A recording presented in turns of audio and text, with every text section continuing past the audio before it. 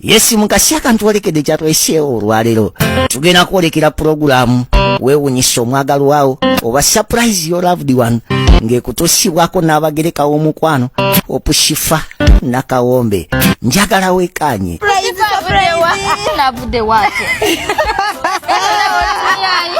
kulambikwa kano utakalaba na mwana muto below 18 years kaboola mu myaka kyokka bambi omuntu ono akwagala nnyo nze Opushifa nali nkulaba ku social media nga sikumiitingangako naye olaba nkufunye ndi musanyufu era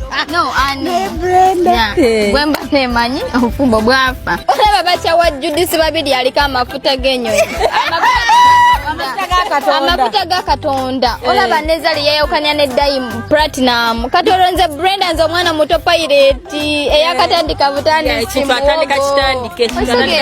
bambi siri mufumbo sibangako mufumbo mama no Palazzo love him so much I love Palazzo so much buli omu yena akimanyi Palazzo nkwagala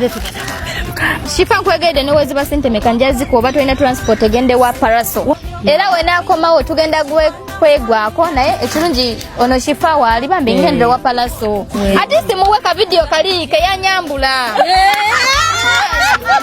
Palazzo bambi I love you so much tonde bilabu mukowole nze waka muina bambi ate na wako muina na kukwata kwate tonegana obadde oli mukulaba Opushifa Nakawombe tusinkane nate